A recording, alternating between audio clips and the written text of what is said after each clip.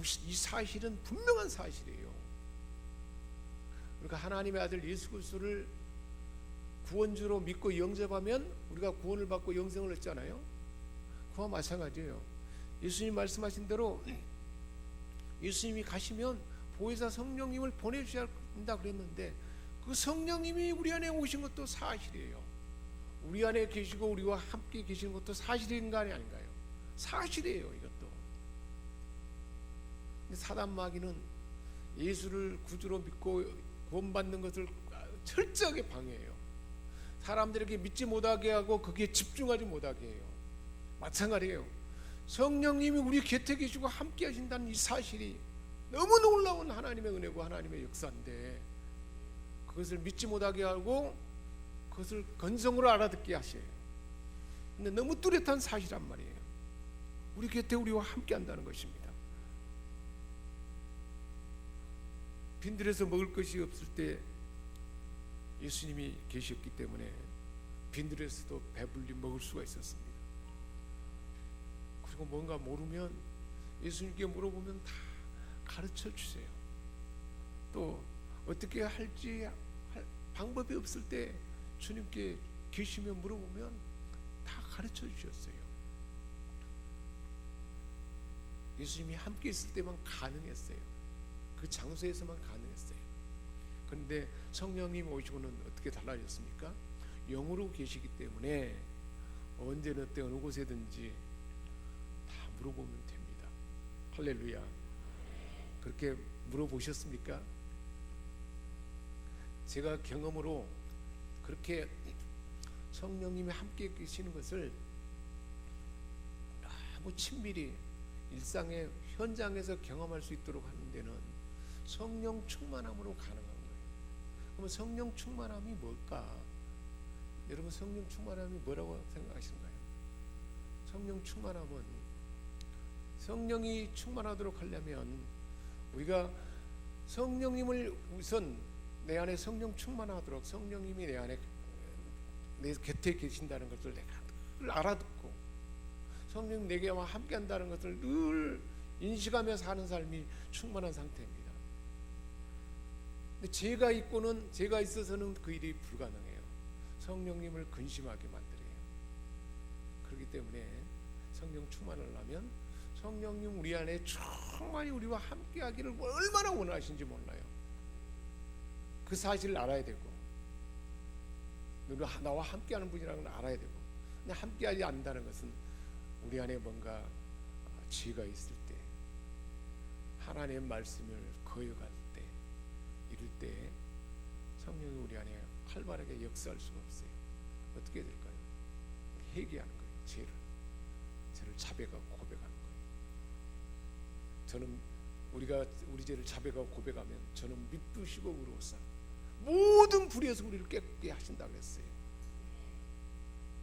내가 이 죄 가운데 하나님 마음을 반역하고 거여 불순종했습니다. 용서해 주옵소서. 그리고 주권을, 내 삶의 주권을 성령님께 맡겨야 돼요. 맡겨야 하는.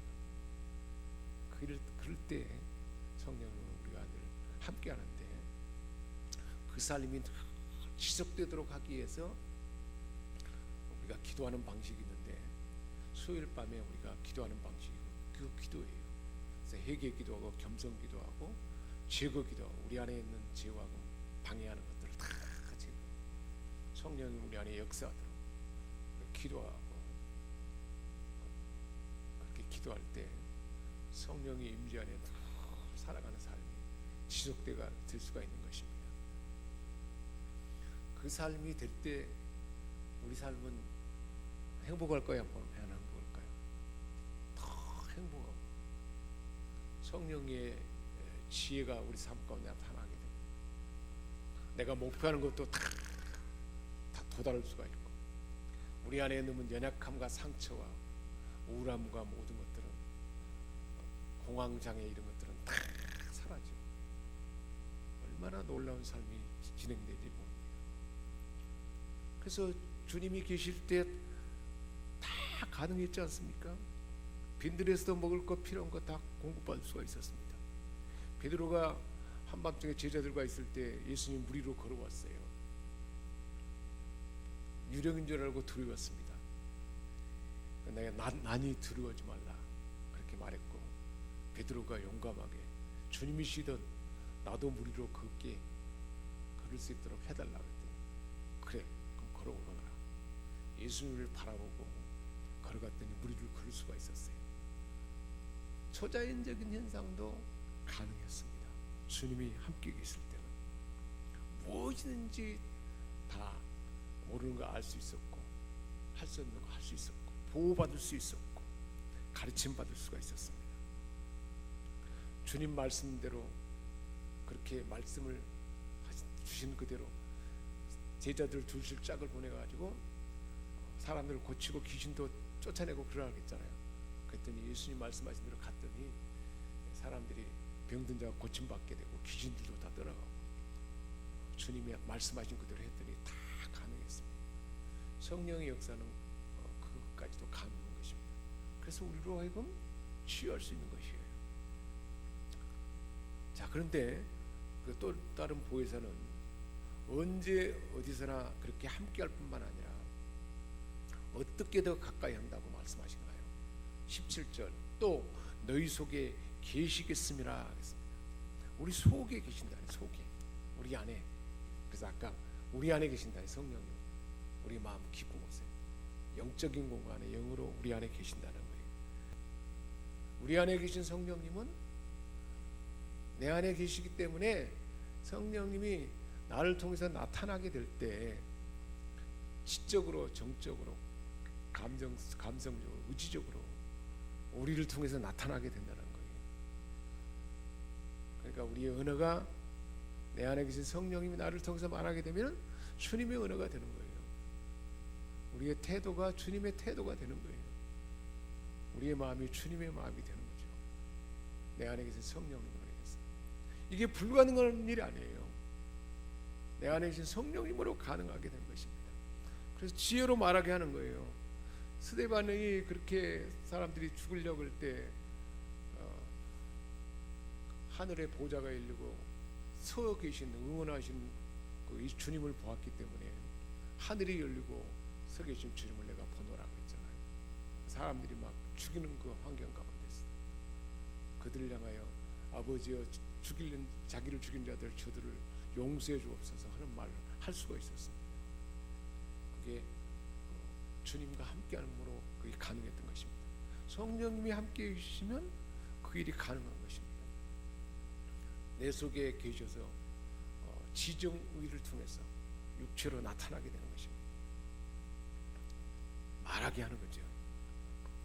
그래서 베드로에게 성령이 임하니까 나면서 안전뱅이가 있는데 베드로를 통해서 말하게 하시는 거예요. 예수의 이름으로 일어나 걸으라 했더니 안전뱅이가 걸을 수가 있었습니다. 그러니까 빌립보서 4장 13절 말씀대로 내게 능력 주는 자 안에서 내가 모든 것을 할 수 있다는 그 일이 가능한 거죠. 누구로 인해서요? 성령으로 인하여. 자, 26절에 또 다른 보혜사가 함께 하시고 내 속에 계셔서 하시는 구체적인 일이 어떤 것인가를 말해주고 있어요.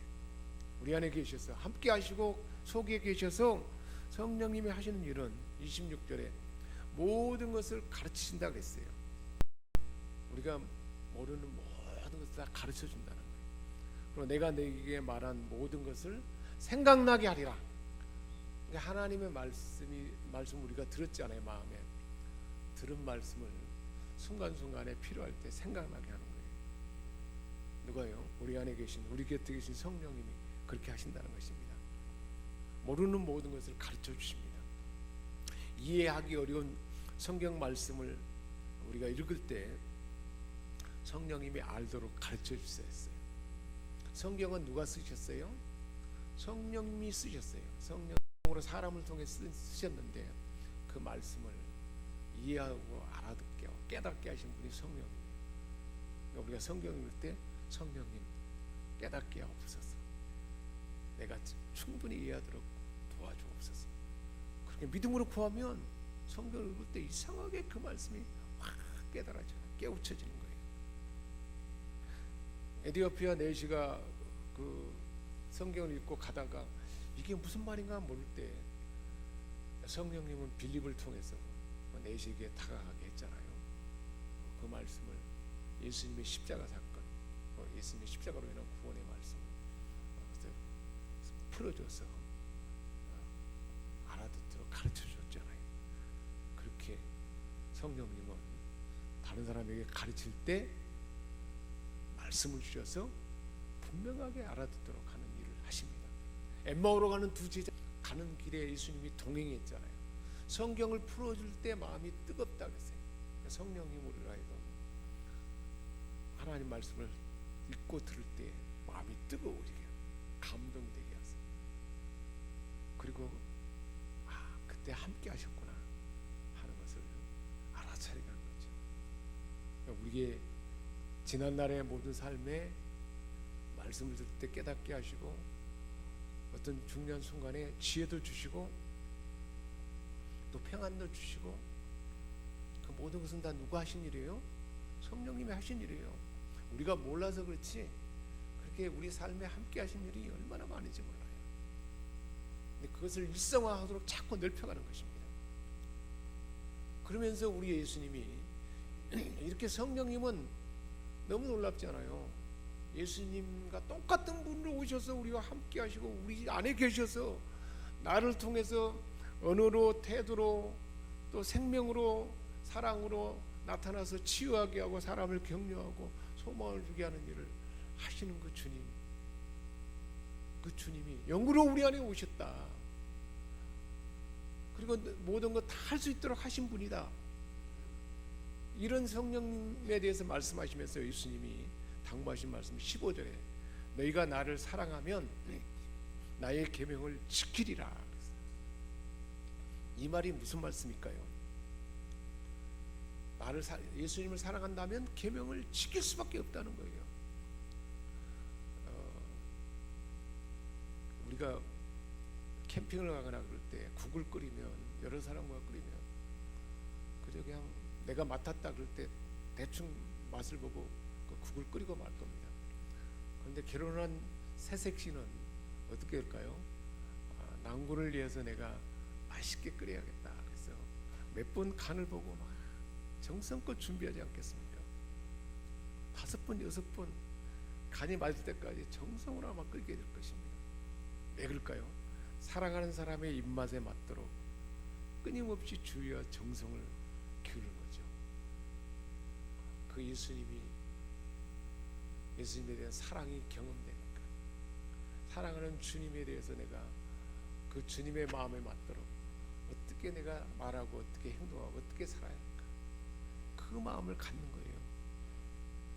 옷 입는 것과 머리 모양새까지 사랑하는 사람의 뜻에 맞도록 바꾸려 하지 않겠습니까? 라면조차 끓일 줄 모르던 아가씨가 결혼 후에는 남편의 입맛에 맞도록 국 한 번 끓이면서도 이렇게 수십 번 맛을 보게 됩니다. 사랑하니까. 그러니까 사랑하면 어떻게 돼요? 지난주에 솔로몬이 하나님의 사랑을 받은 자로서 사랑을 아니까 어떻게 하면 하나님의 마음을 기쁘게 할까 해서 그렇게 1,000마리의 번제를 하나님께 드리잖아요. 사랑하면 사랑하는 자가 좋아하는 것을 사랑하는 자의 마음에 맞도록 행동하는 것입니다. 그게 바로 계명을 지키는 그 근본 원리라는 거예요. 신랑 되신 주님의 말씀, 그 계명을 지키려고 노력하는 거예요. 그 계명은 뭘까요? 계명의 핵심은 두 가지예요. 하나님 사랑과 이웃 사랑이에요. 하나님을 어떻게 사랑한가요? 마음과 뜻과 힘과 정성을 다해 사랑하는 거죠. 그런 마음이 있습니까?